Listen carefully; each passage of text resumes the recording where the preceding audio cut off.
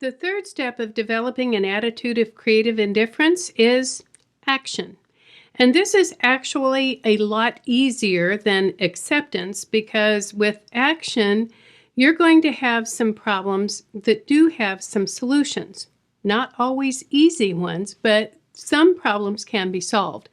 So if you name the problem, then identify what can be done to fix it, identify who can help, make a plan, execute the plan, and then you can move on.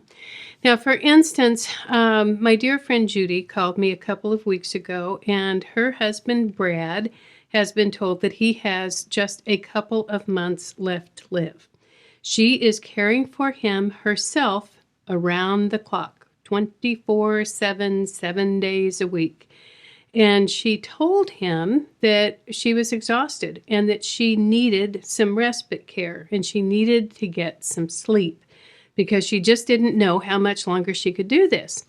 And his response was, well, that's fine, but I don't want you hiring an agency that's going to be sending different people in here every day. So she called me and she said, what do I do? And I said, well, let's see if we can find you an independent caregiver who can come in every night. She said it would even be okay if someone came in the morning because I'm up with him all night and I'm always tired in the morning so I could sleep in. I said, okay, fine. So we found someone for her and she went in to tell Brad and he thought that was an extravagant expense and just not necessary. And she could just take naps in the afternoon when he took naps and he thought she should just be able to toughen up and take care of him because he wasn't going to live that much longer. Well, I hate to say this about a man who doesn't have much time left on this earth, but he was really being selfish and mean, in my opinion. So she called me back and told me about the conflict. And I said, well, maybe what you want to do is go in there and say, well, Brad, sweetie, here's the deal. We have two choices.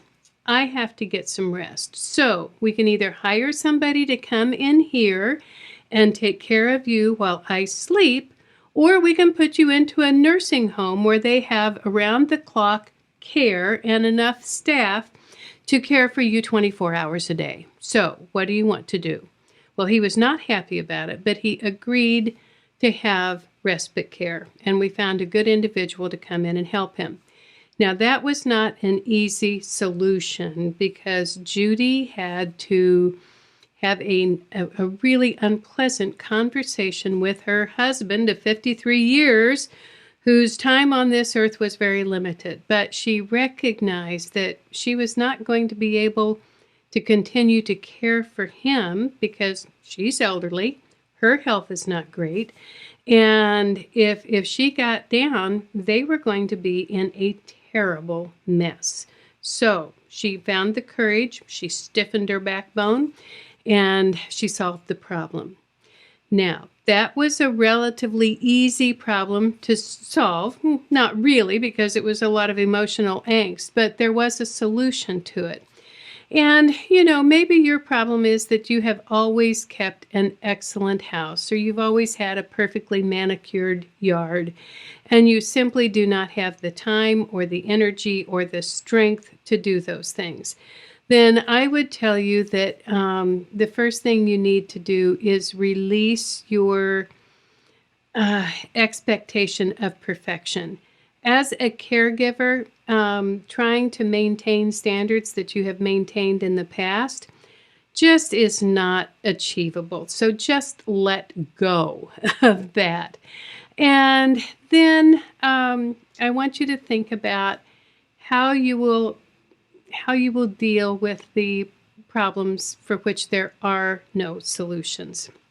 And this comes down to, again, basically two choices. You can either obsess over these things and let them wake you up every morning at 3 a.m. and be the first thought that pops in your mind in the morning and the last thought before you go to bed at night. Or you can choose to release your emotional attachment to it. And I can almost hear you saying, yeah, well, how am I going to do that? And I will tell you, it is not easy, and it takes practice. It also takes a willingness to let go of your anger and your resentment toward the situation, toward the disease, toward the people that are not showing up and helping you when they should be.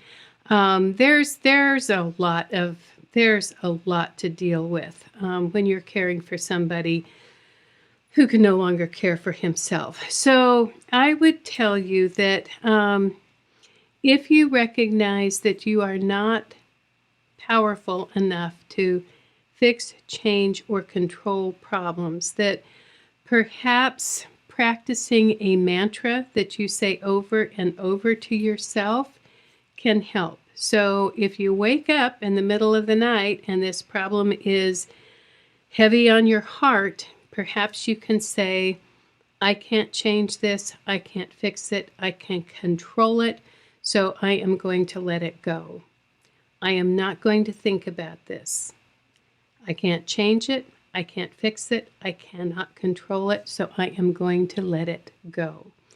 This has been helpful for me. You might have a different set of words or a different mantra that you practice, but having something that you say to yourself that is a conscious statement that you let it go, that you are not, that you release it, and that you are not going to let it occupy the space in your heart and your mind that you need for so many other things right now.